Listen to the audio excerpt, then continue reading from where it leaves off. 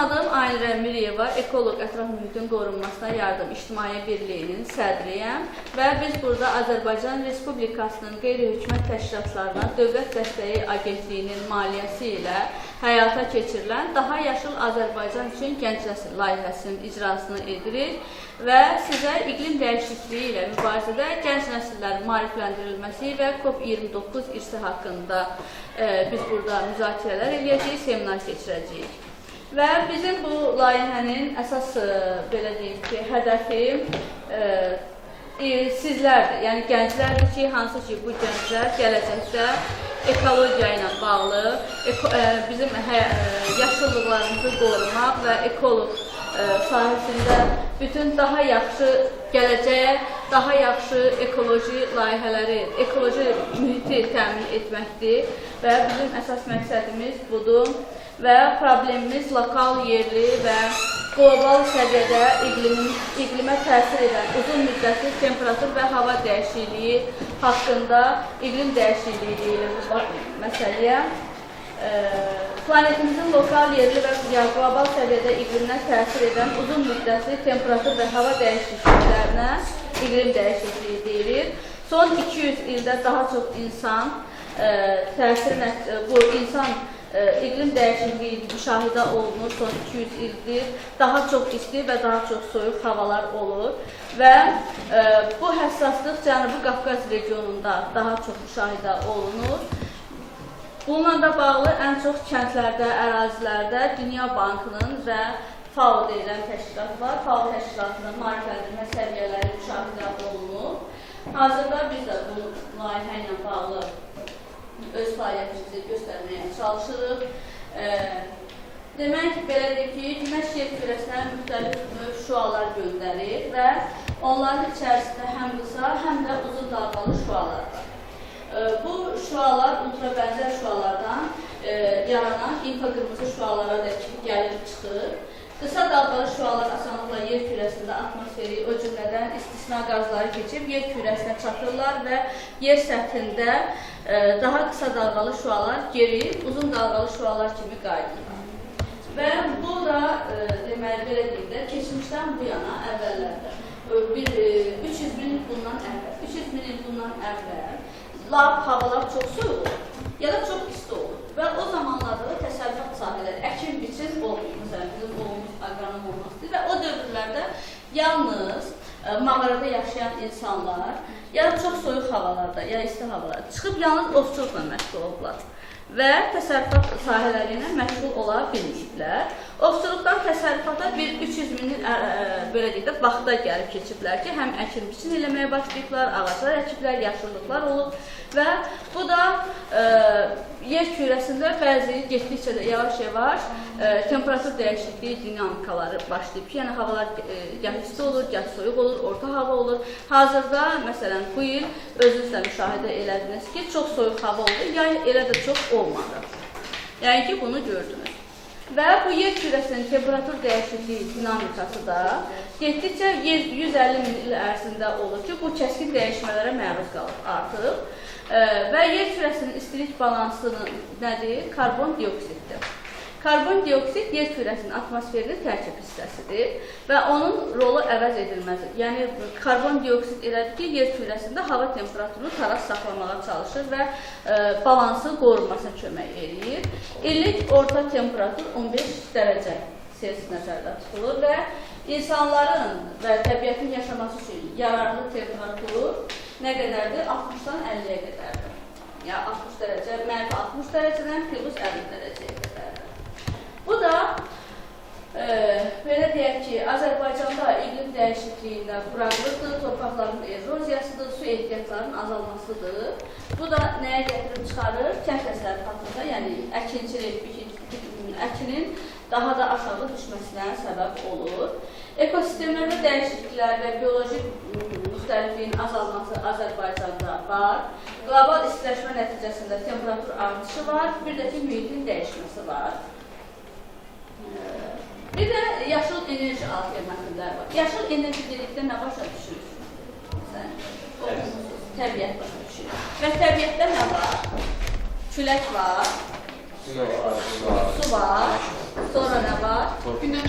Günəş var, su var, külək var və yaşıl hidrogen var. Yaşıl hidrogen. Küləkdir. Bunlar Azərbaycanın yaşıl alternativləridir və keçək COP29-a. COP29 2024-cü ildə keçər bizim ölkəmizdə keçirildi. COP29 haqqında kim nə məlumat əldə edə bildi, maraqlandı ki, ümumiyyətlə COP29 nədir? Bununla bağlı hansı sizin məlumatınız oldu, informasiyanız varmı? COP29 gələcəkdə havaların daha istiləşməsinin qarşısını almaq üçün, məsələn, maşın qazlarının elektrikli maşınlarına əvəz olunması üçün Əla, bəli, gözəl. Sel götürməməsi üçün, dənizlərin çox qurumaması və yaxud da bəzi göllərin çox həddindən artıq dərəcədə su götürüb, bəzi bazaları daşımaması. Əla, sonra başqa? Əla, düzgün cavabdır, yəni budur. Və ölkələrin emissiyası var, bir də ki, ÜDM müqayisəsi var da, ümumi daxili məhsul var. Bu hansı ki, belə deyək, burada əsas nədir? İki ölkə var ki, birinci yerdə Çindir, ikinci yerdə Amerikadır və bu əsas qazları emissiya edən ölkələrdir, hansı ki, burada 10-cu yerdə isə Rusiyanın iqtisadiyyatı dayanır. Bu o deməkdir ki, Rusiya iqtisadiyyatı nədir? Amerika və Almaniya ilə müqayisədə az səmərəlidir. Yəni, çox ziyan vurmurlar. Daha çox istixana, qaz ifraz edən və istehsal edən ölkələr üçün də Amerikadır. Və bu məsələdə bizim karbon dioksidin azaldılmasında bəzi planlar var ki, onlardan biri alternativ enerji mənbələrindən istifadə edir. Məsələn, su enerjisidir, su elektrik stansiyasıdır, külək enerjisidir, günəş enerjisidir. Sizin dediyiniz kimi elektrikli maşınlardan istifadə etməkdir və bu məsələlərə gedirlər. Və konvensiya keçirildi. COP-larda başlayan əsas mübahisələr nədir? Konvensiyaya qoşulmuş dövlətlər, bunların içərisində ən çox inkişaf eləmiş ölkələrdir. Yəni, dediyim kimi, Qərbi Avropa ölkələrdir, Amerikadır, Kanadadır və həmin ölkələr 1990-cı ilin səviyyəsinə indirməyə çalışırlar ki, bu zərərlər artıq geçib, 90-cı ildə hər şey qaydasında olur. Türkiyədə karbon səviyyəsi işlər, oksigen azalır. Bəli. İnkişafda olan dövlətlərdə öz emissiyalarını sektor və mənbələr üzrə hesabatını hazırlamağa yardım edirlər bu məsələdə və inkişafda olan dövlətlər nə edirlər? Hesabatı hazırlayıb könüllü öhdəliklər götürmək istəyirlər. Amma bu öhdəliyi heç bir ölkə üzərinə götürmək istəmədiyinə görə mübahisələr yaranır və hər il COP keçirilir və orada bəzi qərarlar əldə edilməyə çalışır.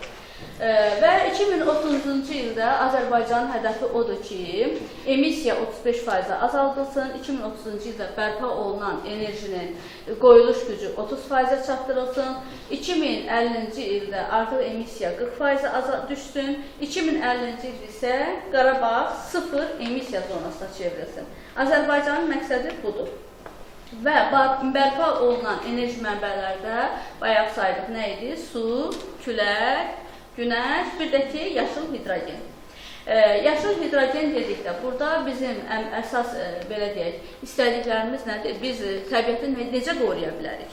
Yaşıllaşdırma ilə, ağacların əkilməsi ilə, sonra abadlaşdırma işləri ilə, hansı ki, torpaqlar məsələn eroziyaya uğrayırsa, o eroziyadan çıxarmaqda hansı işlər görülməlidir, sonra rekultivasiya olunmalıdır, sonra çirklənmiş gölməçələr varsa biz onları qurutmalıyıq, lay sularını zərərsizləşdirməliyik, hansı ki, qrunt sular deyirik, tam ki, drenaj kanalları qazılır, bundan ötəri ki, qrunt sular azalsın, geniş təbliğat kampanyaları keçirtməliyik. Siz məktəblər nə eləməlisiniz? Ətrafı səliqəli saxlamalıyıq. Siz məktəblərdə enerjini qoruyur. Məsələn, çirklənmənin qarşısını ala bilərsiniz, yerə atılan tullantıları götürə bilərsiniz, hansısa zibil yeşiklərində olan zibillərin ayrılması, başqa hansı işləri görə bilərsiniz, sizin üzərinizə düşə bilər?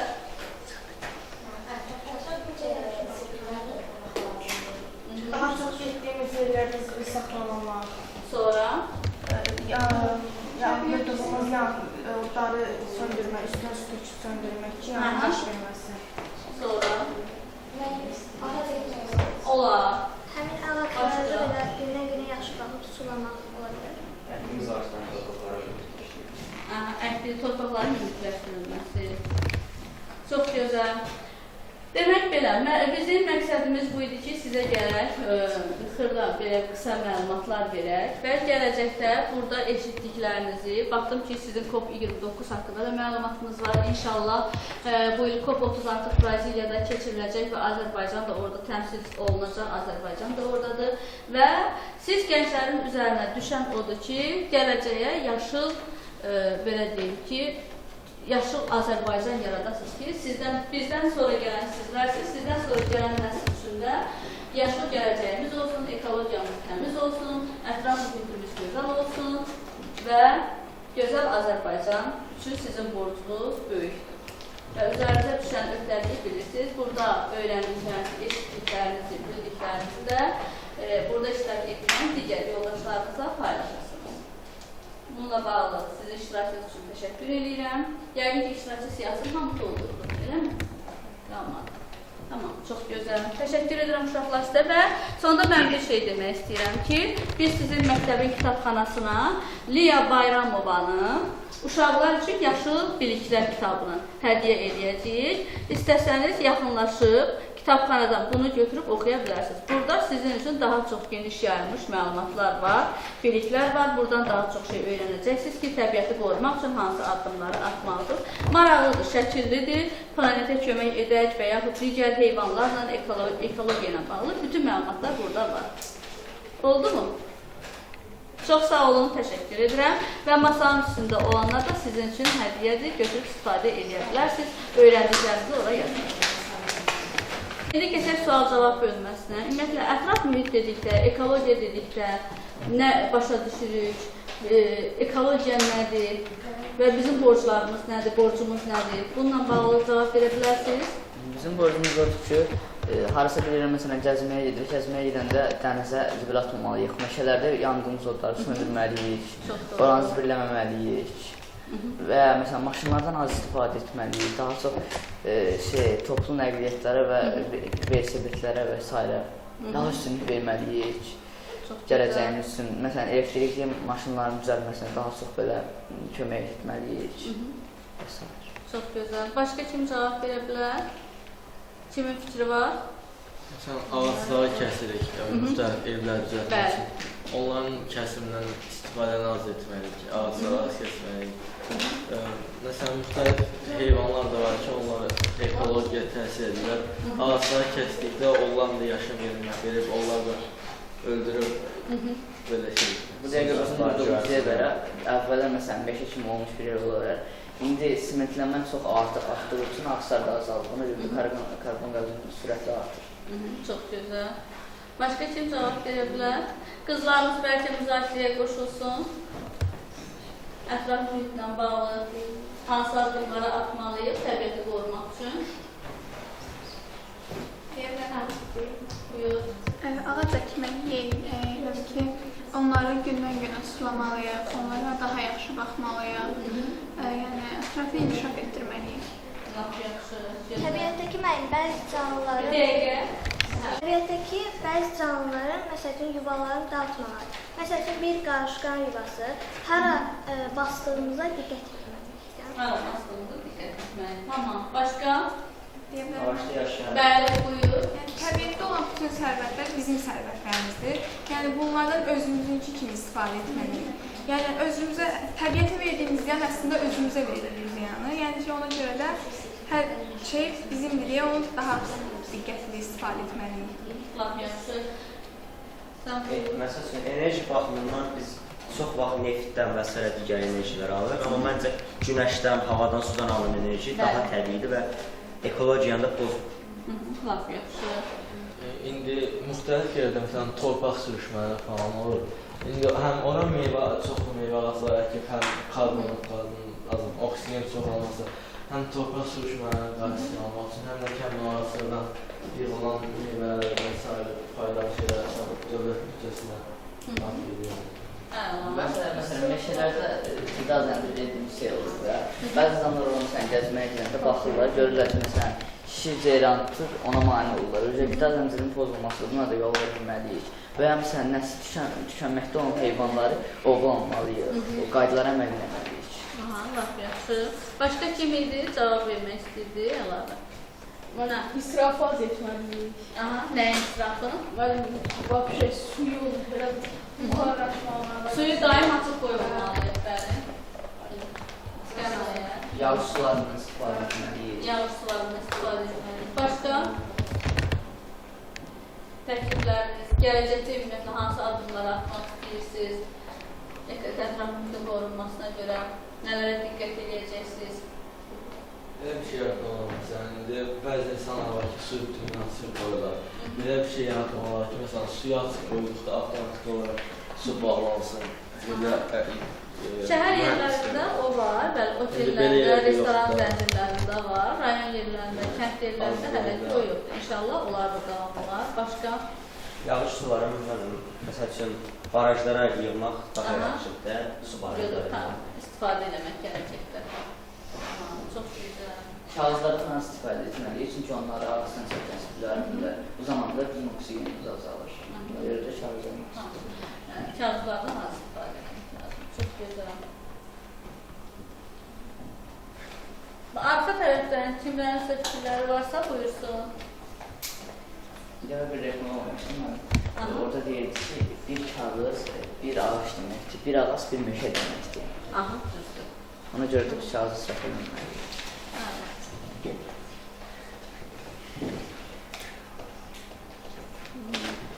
Başqa fikri olan var? Kimsə demək istəyir nəsə? Yoxdur.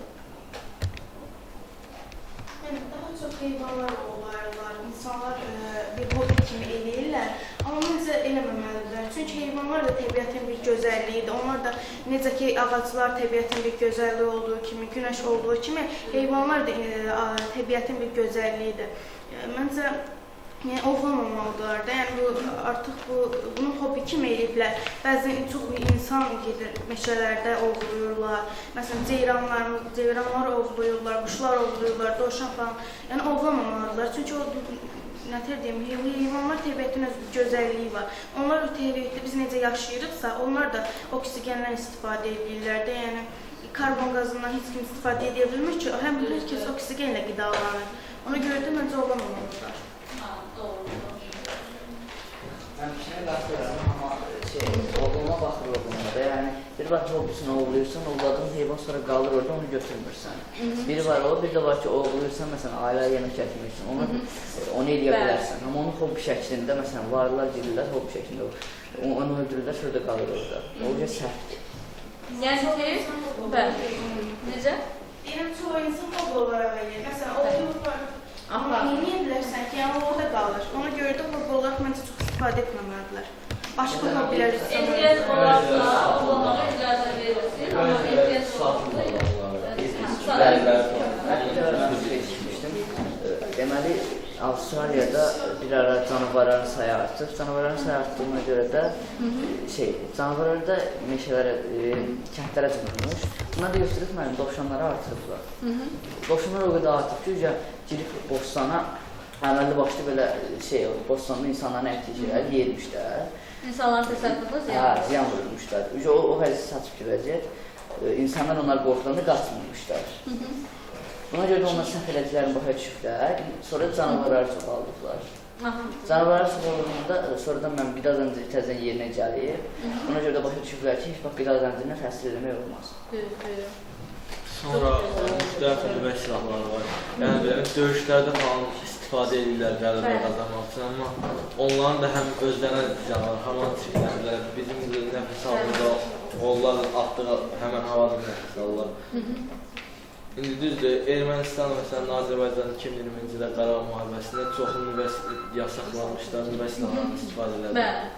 O indi havaya çoxlu ziyan vurur və hələ də onun təsirlərini biz görürük. Fəsadları var. Məsələn, Amerika, Rusiya kimi böyük ölkələr demək olar hər gün dənizlərdə, okeanlarda bomba partladırlar. Bu zaman mənim dənizdə olan canlıların bir çoxu ölür.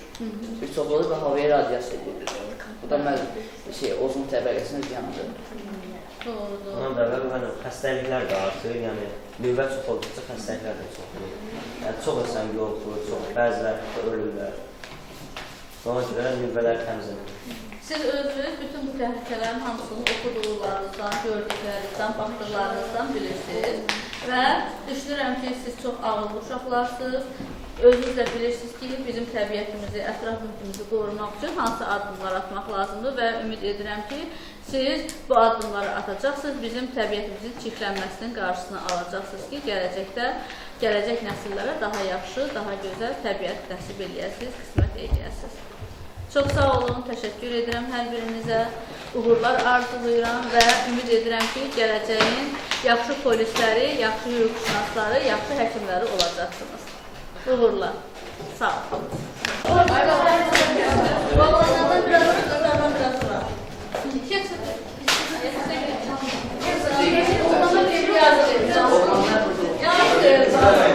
Babalardan sonra kesinlikle kalan bir sıfır ediyoruz.